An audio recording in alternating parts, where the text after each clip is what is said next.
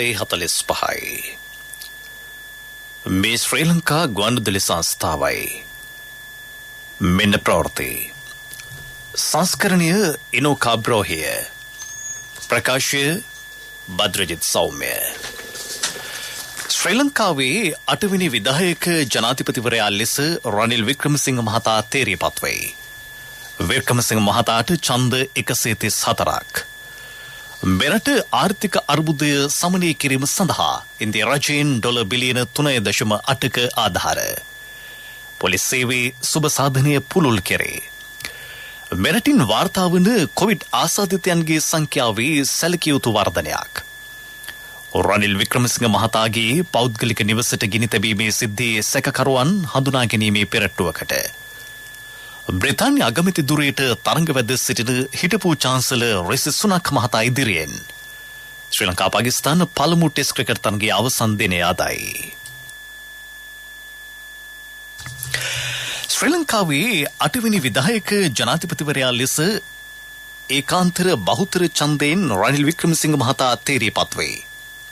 ඒ මහතාට ලැබී ඇති ඡන්ද සංඛ්‍යාව 134කි. පාර්ලිමේන්තු මන්ත්‍රී ඩලස් අලාප්පෙරුම් මහතාට හිමි වූ ඡන්ද සංඛ්‍යාව ඡන්ද 82කි. පාර්ලිමේන්තු මන්ත්‍රී අනුර කුමාර දිසානායක මහතාට හිමි වූයේ ඡන්ද 3කි. ජනාධිපතිවරණයට අදාළ ඡන්ද විමසීම පාර්ලිමේන්තුවේදී අද පෙරවරුවේ පවත්වන මන්ත්‍රීවරු 223 දෙනෙක් සිය ඡන්දය ප්‍රකාශ කළහ. දමිළ ජාතික ජනතා සන්ධානයේ පාර්ලිමේන්තු මන්ත්‍රීවරුන් වන ගජේන්ද්‍ර කුමාර් පොන්නම්බලම් මහතා ඡන්දය දීමෙන් වැළකී සිටි අතර සිල්වරාජා ගජේන්ද්‍රන් මහතා ඡන්දය විමසන අවස්ථාවේ සභාගර්භය තුල නොසිටියේය. ඡන්ද 4ක් අවලංගු ඡන්ද ලෙස ප්‍රකාශයට පත් කෙරිණි. වැඩබලන ජනාධිපති රනිල් වික්‍රමසිංහ මහතා දීර්ඝකාලීන අත්දැකීම් ඇති අපේක්ෂකයෙකු ලෙස මෙම ඡන්ද විමසීමට ඉදිරිපත් විය. මීට පෙර අවස්ථා 6කදී අගමැති දුරේ කටයුතු කර ඇති ඒ මහතා පුළුල් රාජතාන්ත්‍රික සබඳතා ඇති මෙරට සිටින ජ්‍යෙෂ්ඨතම දේශපාලනඥයෙකි. ශ්‍රී ලංකා පොදු ජන පෙරමුණ අපේක්ෂකත්වය සඳහා ඔහුගේ නම යෝජනා කළේය. ගෝඨාභය රාජපක්ෂ හිටපු ජනාධිපතිවරයා දුරින් ඉවත් වීමෙන් පසු ශ්‍රී ලංකාවේ වැඩබලන ජනාධිපතිවරයා ලෙස රනිල් වික්‍රමසිංහ මහතා 15 වෙනිදා රාජකාරී ආරම්භය. 1949 වර්ෂයේ මාර්තු 24 වෙනිදා උපත ලැබූ වික්‍රමසිංහ මහතා මෙරට මුදල් අමාත්‍ය දුරේද කටයුතු කළේය. 1994 වසරේ සිට එක්සත් ජාතික පක්ෂයේ නායකයා ලෙස කටයුතු කරන ඒ මහතා 1993 සිට 94 දක්වාත් 2001 සිට 2004 දක්වාත් 2015 සිට 2008 දක්වාත් 2015 සිට 2018 දක්වාත් 2018 සිට 2019 දක්වාත් ශ්‍රී ලංකාවේ අග්‍රාමාත්‍යවරයා ලෙස කටයුතු කළේය. 1970 දශකයේ මැද භාගයේදී එක්සත් ජාතික පක්ෂයේ සමගින් ක්‍රියාකාරී දේශපාලනයට පිවිසී ඔහු ප්‍රථම වරට පාර්ලිමේන්තුවට තේරීපත් වූයේ බියගම ආසනයේනි. ඉන් අනතුරුව විදේශ කටයුතු නියෝජ්‍ය අමාත්‍යවරයා ලෙසත් යෞවන කටයුතු හා රැකිරක්ෂා අමාත්‍යවරයා ලෙසත් කටයුතු කළ ඒ මහතා ශ්‍රී ලංකාවේ ලාභාලතම කැබිනට් අමාත්‍යවරයා ලෙස පත්විය. 1989 දී හිටපු ජනාධිපති රණසිංහ ප්‍රේමදාස මහතා විසින් කර්මාන්ත විද්‍යා හා තාක්ෂණ අමාත්‍යවරයා ලෙස සහ සභානායකවරයා ලෙස වික්‍රමසිංහ මහතා පත් කරනු ලැබිනි. ප්‍රේමදාස මහතාගේ ඝාතනයෙන් පසු 1993 දී ඩී.බී. විජේතුංග මහතාගෙන් පසු ඔහු අගමැති දුරයට පත්විය. එක්සත් ජාතික පක්ෂයේ ජාතික ලැයිස්තු මන්ත්‍රීවරයෙකු ලෙස නැවත පාර්ලිමේන්තුවට පිවිසුණු වික්‍රමසිංහ මහතා 2021 ජූනි 23 වෙනිදා පාර්ලිමේන්තු මන්ත්‍රීවරයෙකු ලෙස දිවුරුම් දුන්නේය. 2022 මැයි මාසයේදී හිටපු ජනාධිපති ගෝඨාභය රාජපක්ෂ මහතා විසින් වික්‍රමසිංහ මහතා මෙරට අග්‍රාමාත්‍යවරයා ලෙස පත් කළේය. වැඩබලන ජනාධිපති රනිල් වික්‍රමසිංහ ශ්‍රී ලංකා පොදු ජන පෙරමුණ පාර්ලිමේන්තු මන්ත්‍රී ඩලස් අලාප්පෙරුම හා ජාතික ජනබලවේගයේ නායක පාර්ලිමේන්තු මන්ත්‍රී අනුර කුමාර දිසානායකන මහතුරුගේ නම් ජනාධිපති දුරිය සඳහා ඊයේ යෝජනා විය. ශ්‍රී ලංකාව මුහුණ දී සිටින ආර්ථික අර්බුදය සමනය කිරීම සඳහා ඉන්දියා රාජ්‍ය ඩොලර් බිලියන 3.8ක ආධාර ලබා දී ඇති බව එරට විදේශ කටයුතු අමාත්‍ය ආචාර්ය එස් ජයශංකර් මහතා පවසයි. මේ වසරේදී ශ්‍රී ලංකාවට කිසිදු රටක් මෙතරම් සහයක් ලබා දී නැතයි ඔහු පෙන්වා දෙයි. ශ්‍රී ලංකාවේ ආර්ථික අර්බුදය සම්බන්ධයෙන් සාකච්ඡා කිරීම සඳහා නවදිල්ලියේ කැඳවා තිබූ සර්වපාක්ෂික රැස්වීමකට එක්වීමෙන් අනතුරුව මාධ්‍ය අමතා ඔහු මෙම අදහස් පළ කළේය.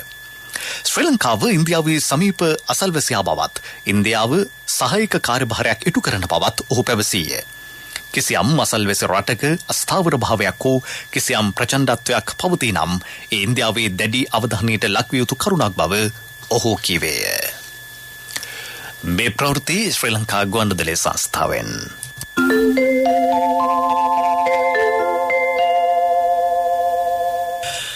මෙරටින් වාර්තා වන කොවිඩ් ආසාදිතයන්ගේ සංඛ්‍යාවේ සැලකිය යුතු වර්ධනයක් මේ වන විට දක්නට ලැබෙන බව සෞඛ්‍ය අමාත්‍යාංශය පවසයි. ඊයේ දිවෙනින් කොවිඩ් ආසාදිතයන් 62 දෙනෙකු හඳුනාගෙන තිබේ. පසුගිය සති දෙක තුළ කොවිඩ් රෝගීන්ගේ සැලකිය යුතු වැඩිවීමක් පෙන්නුම් කළ බව ප්‍රධාන වසංගත රෝග විද්‍යාඥ වෛද්‍ය සමිත ගිනිගේ මහතා පෙන්වා දෙයි. එන්නත් නොකළ අයට වඩා එන්නත් කළ පුද්ගලයින් වෛරසයෙන් හොඳින් ආරක්ෂා වී ඇති බව දත්ත සනාථ කර තිබේ. මේ අතර මහජන සෞඛ්‍ය පරීක්ෂකවරුන්ගේ සංගමයේ පෙන්වා දෙන්නේ COVID-19 පරීක්ෂාව ප්‍රදේශ කිහිපයක පෙර පරිදි සිදු නොවන බවයි. එබැවින් ශ්‍රී ලංකාවේ සත්‍ය කොවිඩ් ආසාදිතයන්ගේ සංඛ්‍යාව සෞඛ්‍ය අමාත්‍යාංශය ලබා දෙන තොරතුරු වලට වඩා සැලකිය යුතු ලෙස වැඩි විය හැකි බව එම සංගමය සඳහන් කරයි.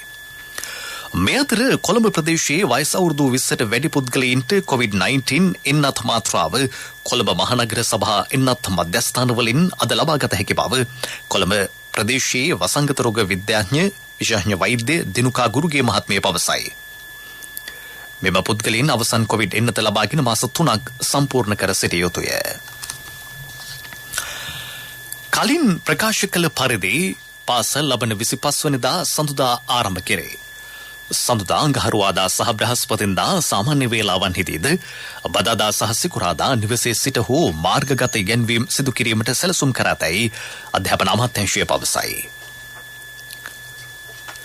වැඩබලන ජනාධිපති සහවත්මන් ජනාධිපති රනිල් වික්‍රමසිංහ මහතාගේ පුද්ගලික නිවස ගිනි තැබීමේ සිද්ධිය සම්බන්ධයෙන් අත්අඩංගුවටගෙන රක්ෂිත බන්ධනාගාරගත කර සිටින සැකකරුවන් තිදෙනෙකු හඳුනා ගැනීමේ පෙරටුව සඳහා යොමු කරන ලෙස කොටුව මහේස්ත්‍රාත් තිලන ගමගේ මහතා නියෝග කරයි. මෙම පැමිණිල්ල අද කැඳවූ අවස්ථාවේ විමර්ශන සිදු කරන අපරාධ පරීක්ෂණ දෙපාර්තමේන්තුව අදාළ පරීක්ෂණවල ප්‍රගතිය ඇතුළත් වාර්තාවක් අධිකරණයට යොමු කළේය. එම වාර්තාව සලකා බැලීමෙන් පසු මහේස්ත්‍රාත්වරයා මෙම නියෝගය නිකුත් කළේය. මෙම පෙරටුව සඳහා සාක්ෂිකරුවන් 6 දෙනෙකු ඉදිරිපත් කරන බව අපරාධ පරීක්ෂණ දෙපාර්තමේන්තුව අධිකරණයට දැනුම් දුන්නේය. බෙදී කටයුතු කළ අවස්ථාව අවසන් බව ජනාධිපති දුරයට තීරීපත් වූ රනිල් වික්‍රමසිංහ මහතා පවසයි. දැන් සිළු දෙනා එකතු වී රට වෙනුවෙන් ක්‍රියා කළ යුතුය. රට අසීරු අවස්ථාවක පවතී. එබැවින් සාම්ප්‍රදායික ලෙස කටයුතු නොකර ජනතා අපේක්ෂා කරන වෙනසක් සඳහා එකතු වන්නයි ඔහු පාර්ලිමේන්තුව නියෝජනය කරන සියලු දේශපාලන පක්ෂ හා මන්ත්‍රීවරුන්ගෙන් ඉල්ලා සිටී. සම්මුතිවාදී ආණ්ඩුවක් බිහි කිරීම සිළු දෙනාගේ අරමුණු වූ බව පාර්ලිමේන්තු මන්ත්‍රී ඩලස් අරාප්පෙරුම් මහතා අද පාර්ලිමේන්තුවේදී පැවසීය. ප්‍රතිඵලය කුමක් වුවත් සම්මුතිවාදී එකඟතාව මුළු ලෝකයටම ආදර්ශයක් වනු ඇතැයි ඔහු කීවේය. මීළඟට ප්‍රමුඛ පුවත. ප්‍රමුඛ පුවත ඔබ වෙත ගෙනෙන්නේ සෑම ගෙදරකම සිටිය යුතු වෙද මහත්මයා සිද්ධාලේප. ශ්‍රී ලංකා පොලිස් සේවයේ සුබ සාධනය පුළුල් කරයි. මහජන ආරක්ෂක ඇමති ටිරන් අලස් මහතාගේ උපදෙස් පරිදිම වැඩපිළිවෙල ක්‍රියාවට නැංවේ. මේ අනුව පොලිස් නිලධාරීන්ට දැනට ගෙවනු ලබන මාසික ගමන් වියදම් දීමනාව දින 14 සිට 21 දක්වා වැඩි කර ඇත. එම දීමනාව ලබන වසරේ ජනවාරි මාසයේ පළමු වෙනිදා සිට ගෙවීමට කැබිනට් අනුමැතිය හිමි වී තිබේ. පොලිස් නිලධාරීන්ට රාජකාරී ඉටු කිරීමේදී මුහුණ පෑමට සිදුවන නෛතික කටයුතු සඳහා නීති ආධාර අරමුදලක් පිහිටුවීමටද කැබිනට් අනුමැතිය ලැබී ඇත. පොලිස්වත්පරයා ප්‍රමුඛ කමිටුවක් මගින් මෙම අරමුදල ක්‍රියාත්මකයි. එකී කමිටුවේ නිර්දේශ මත සියලුම පොලිස් නිලධාරීන්ට ලබාගත හැකි අතර අවශ්‍ය අවස්ථාවලදී දක්ෂ ජනාධිපති නීතිඥ මඩුල්ලක සහයද ලබාගත හැකිය.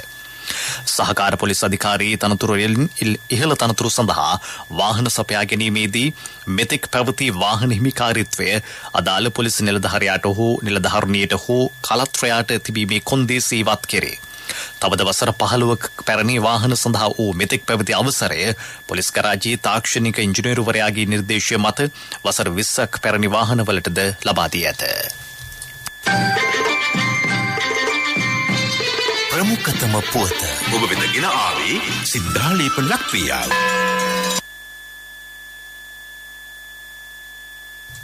බෙදේ කටයුතු කළ අවස්ථාව අවසන් බව ජනාධිපති දුරයට තේරෙපත් වූ රනිල් වික්‍රමසිංහ මහතා පවසයි. දැන් සිළු දෙනා එකතු වී රට වෙනුවෙන් ක්‍රියා කළ යුතුය.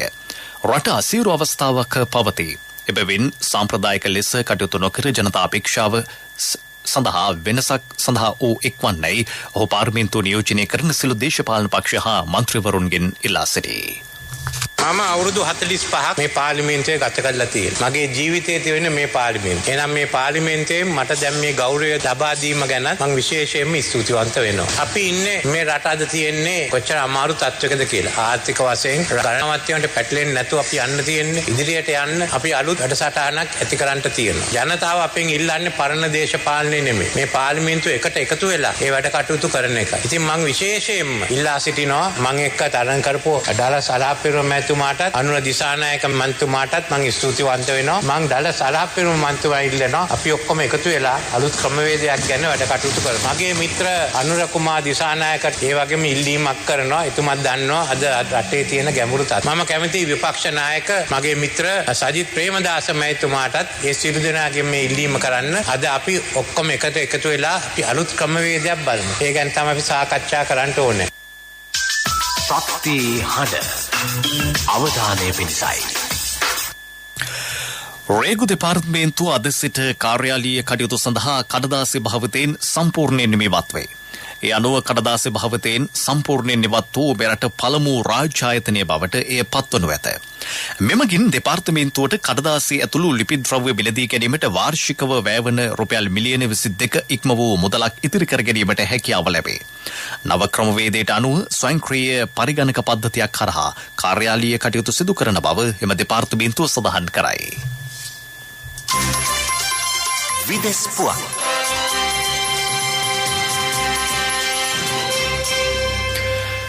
බ්‍රිතාන්‍යයේ අගමැති දුරේ සහ කන්සර්වේටිව් පක්ෂ නායකයා තෝරාපත් කරගැනීමේ සිව්වෙනි සහ නවතම වටේ ඡන්ද විමසීමේදී හිටපු චාන්සලර් රිෂි සුනක් ඡන්ද 118ක් ලබා ඉදිරියෙන් සිටී.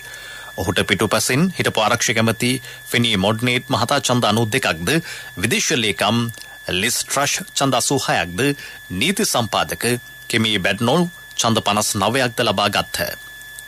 බැඩ්නෝල් මේ වන විට තරගයෙන් ඉවත්ව තිබේ. අගමැතිවරයා තෝරා ගැනීම සඳහා බ්‍රිතාන්‍ය පාර්ලිමේන්තුවේ නීති සම්පාදකයන් අද නැවත ඡන්දය ප්‍රකාශ කිරීමට නියමිතයි. එම සෑම අවස්ථාවකදීම අවසන් ස්ථානයේ සිටින තරඟකරු ඉවත් කරනු ඇත. අවසන් තරඟකරුවන් දෙදෙනා කන්සර්වේටිව් පක්ෂයේ 1,80,000කගේ ඡන්ද විමසීමකට යොමු විය යුතුය. ජයග්‍රාහකයා ලබන සැප්තැම්බර් මාස 5 වෙනිදා ප්‍රකාශයට පත් කරනු ඇත. ඉරානය සහ රුසියාව අතර සහයෝගීතාව වර්ධනය කරගැනේ. ඉරාන ජනාධිපති ඉබ්‍රහීම් රයිසි මහතා රුසියානු ජනාධිපති ව්ලාඩිමිර් පුටින් හමු වී ඊයේ සාකච්ඡා පැවැත්වුවේය. මෙහිදී කලාපීය ආරක්ෂාව සහතික කිරීම සඳහා සහයෝගීතාව පුළුල් කර ගැනීමට එම දෙපළ එකඟ වූහ. සිරියාවේ ගැටලුව සම්බන්ධයෙන් ඉරාන සහ තුර්කියේ ජනාධිපතිවරුන් සමග ත්‍රිපාර්ශ්වික රැස්වීමකට සහභාගී වීම සඳහා රුසියානු ජනාධිපතිවරයා ඊයේ ටෙහෙරානයට පැමිණීමෙන් පසු මෙම හමුව පැවැත්වින. ක්‍රීඩා පුවත් ඔබ වෙත ගෙන එන්නේ සම්පත් බැංකුව හෙට දින එළිය කරයි. සංචාරක පාකිස්තාන කණ්ඩායම සහ ශ්‍රී ලංකා කණ්ඩායම අතර ගාල්ල ජාත්‍යන්තර ක්‍රිකට් ක්‍රීඩාංගණයේ පැවැත්වන පළමු ටෙස්ට් ක්‍රිකට් තරගයේ අවසන් දිනය අදයි. සිය දෙවැනි ඉනිම සඳහා පන්දුවට පහර දෙන පාකිස්තාන කණ්ඩායම දිවා භෝජනයට තරගය නතර කරන විට කඩලු 5ක් දැවී ලකුණු 298ක් ලබා සිටියේය. අබ්දුල්ලා සහීක් නොදැවී ලකුණු 139ක් ලබා සිටී. පාකිස්තාන කණ්ඩායම පළමු ඉනිම සඳහා සිළු දිනා දැවී ලකුණු 218ක් රැස් කළේය. ශ්‍රී ලංකා කණ්ඩායම පළමු ඉනිම වෙනුවෙන් ලකුණු 222ක්ද දෙවැනි ඉනිම වෙනුවෙන් ලකුණු 337ක්ද රැස් කළේය. පෙරසර සංවර්ධනයක පුවත් සම්පින්ඩනය සංවර්ධන පුවත්. දකුණු පළාතේ වාරියල මාර්ග 12ක් සංවර්ධනය කෙරේ. රජයට වැය කරන මුදල රුපියල් ලක්ෂ 32කි. තවත් ඇල මාර්ග 21ක් පළාත් පාලන ආයතන යටතේ සංවර්ධනය කෙරේ. ඊට වෙන් කර ඇති මුදල රුපියල් ලක්ෂ 72කි. පළාත් සභා අරමුදල් ඒ සඳහා යෙදවේ. ග්‍රාමීය ජනතාවගේ කෘෂි ආර්ථික ජීවනෝපාය මාර්ග පුළුල් කිරීම මෙම වැඩපිළිවෙලේ අරමුණයි.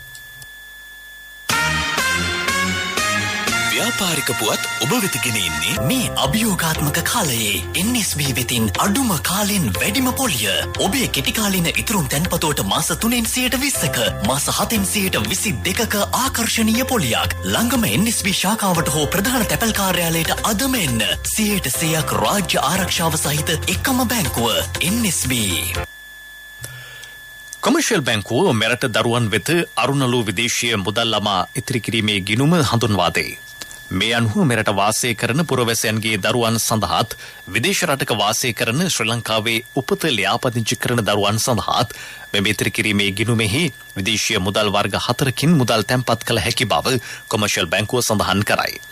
අරුණලු විදේශීය ළමා ඉතිරි කිරීමේ ගිණුමක් ඕනෑම කොමර්ෂියල් ශාඛාවකින් අවුරුදු 15ට අඩු දරුවන්ට විවෘත කළ හැකිය.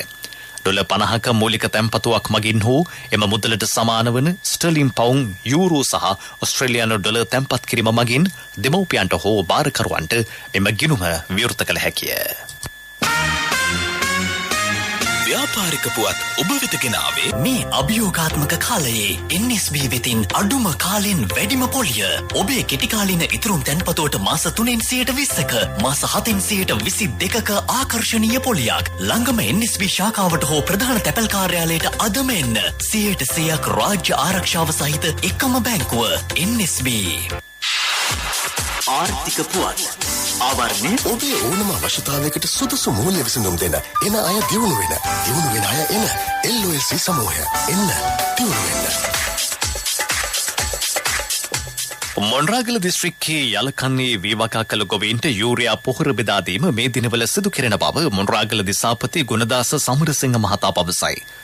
දින 50ට අඩු වීවකාව සඳහා හෙක්ටයාරයකට යූරියා කිලෝ 50 මිටි දෙකක්ද දින 60ට වැඩි වීවකාව සඳහා හෙක්ටයාරයකට යූරියා කිලෝ 50 පොහොර මිටිය බැගින්ද බෙදා දීමට නියමිතයි. යලකන්නේ මොණරාගල දිස්ත්‍රික්කයේ හෙක්ටයාර 17000ක වීවකා කර තිබේ. දිස්ත්‍රික්කයේ පුරා පිහිටි ගොවිජන සංවර්ධන මධ්‍යස්ථාන 18ක් හරහා යූරියා පොහොර බෙදා දීමට සැලසුම් කර තිබේ. LOLC Finance 2022 ටෙක්නොවේෂන් සම්මානුලලේදී රන් සම්මාන පහක් නිකර ගනිමින් ඩිජිටල් විප්ලවයේ ප්‍රමුඛයාවේ අන්තර් බැංකුකරණයේ ඩිජිටල් ගෙවීම් වල විශිෂ්ටත්වයට හිමි සමස්ත රන් සම්මාන දිනා ගනිමින් LOLC Finance ඩිජිටල් බැංකුකරණය තුළ විශිෂ්ටයාවේ නව්‍යකරණය සහ මූල්‍ය සේවා ඩිජිටල් කරණය කිරීම තුළින් සිය ගනුදෙනුකරුවන්ට පහසුව සැලසීම LOLC Finance අභිප්‍රායයි.